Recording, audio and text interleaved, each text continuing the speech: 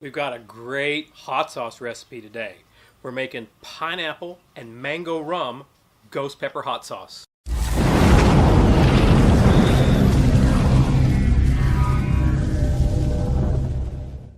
We're going to need a little olive oil, about a teaspoon.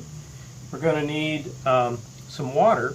I got about 3/4 of a cup of water, half a cup of white vinegar, teaspoon of brown sugar, 3/4 of a cup of fresh chopped mango, 1 cup of fresh chopped pineapple, I can't remember if I mentioned it, teaspoon of brown sugar, 2 tablespoons of chopped cilantro, 1 teaspoon smoked paprika. I got about a teaspoon of salt, a half a teaspoon of pepper. And then here what we've got, 1 jalapeno chopped up, and these are ghost peppers from my garden. I have 2 ghost peppers. And then the final ingredient is we'll need about a 1/4 cup of rum. Let's get this started. Alright, so we're going to add a little olive oil. Got my mango. Pineapple. I've got this on medium heat.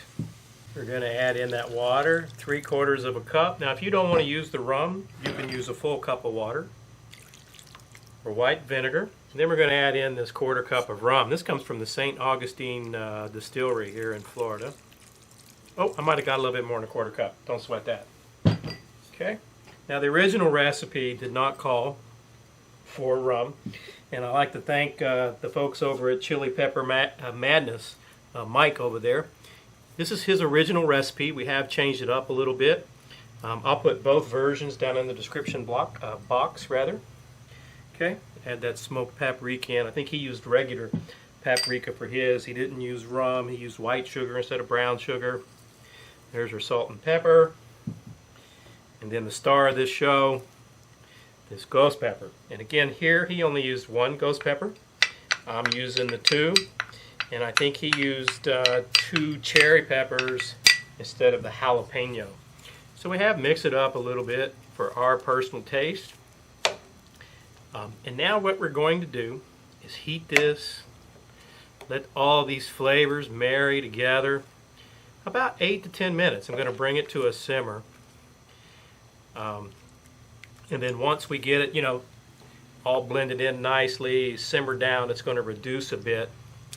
Then we'll move it over to the blender, food processor, or whatever you have. Okay, I have turned this heat up to medium-high just to get things going here. You can see it's finally starting to bubble around the edges, so we'll just leave it around medium-high unless it gets to, unless it gets to boiling too much, and then we'll back it back down.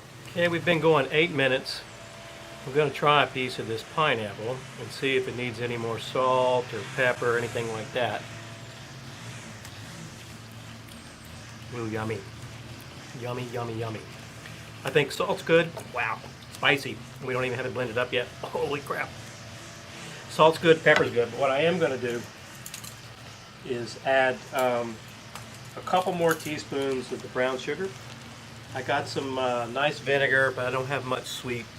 So I am just going to add 2 more teaspoons of brown sugar.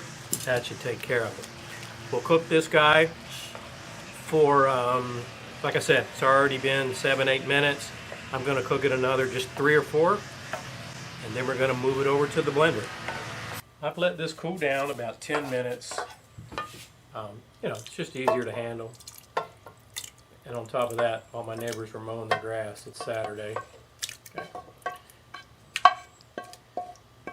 Just going to get all this in our little blender here.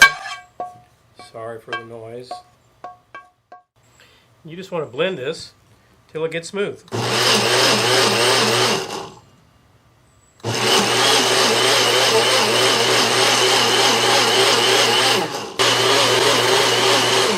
Okay, we're just going to check it for consistency. Okay. Ooh, I can smell it. You can see it's pretty thick. I think what I'm going to do is add about a 1/4 cup of water at this point. Now let's blend it up just a little bit more.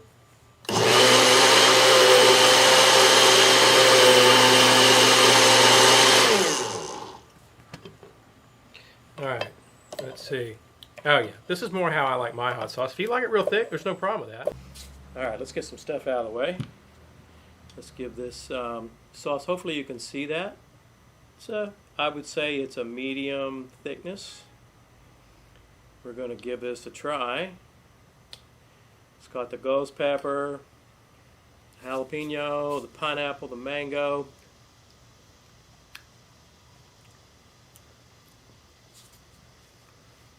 Oh, the flavor's pretty daggone good. The combination of the mango and the pineapple is excellent. I mean, and then the vinegar, because we add a little bit more water there towards the end. The vinegar is kind of mild. You know, so if you're a big Tabasco fan or something like this sauce may not be for you because those are, you know, real strong vinegar. The vinegar is mild here. You get just a little bit of sweetness, you know, from the fruit and the brown sugar.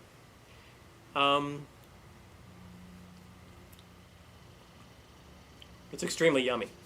I could see glazing pork chops with this, pork loin, chicken, all the above. Now, the heat level, excuse me, it's Florida, it's like 5 million degrees. Heat level this, it's, you know, we put 2 ghost peppers in. We essentially have 2, I don't know, these are roughly 8-ounce jars, maybe 6, I'm not exactly certain. So, if you're, I'll give two ratings on the heat level. If you're one of those folks that jalapenos are very hot for you, then this is probably going to be pretty hot. Probably for those folks, 6, 7. You know, if you're one of those people that you take extract and you put it in everything, or you eat, you know, raw Carolina Reaper peppers, then this is not going to be hot at all for you. It's going to be, you know, a 2 or a 3 maybe. The nice thing about a sauce like this, right, is you can take it and you can mix it with honey. You could mix it with some apple cider vinegar to even thin it out more and use it for a glaze and get this wonderful heat from the mango and the pineapple and the brown sugar and the rum, and not just overwhelm people. You know, because when you use it, you're obviously not going to be eating out of a spoon like this. I'm telling you, this is an excellent, excellent ghost pepper hot sauce. I thank the folks over at Chili Pepper Madness for letting us kind of take their recipe and you know, kind of change it for our own purposes. If you've got any questions or comments about this recipe, just leave them below. If you're not a subscriber already, hit that armadillo pepper icon.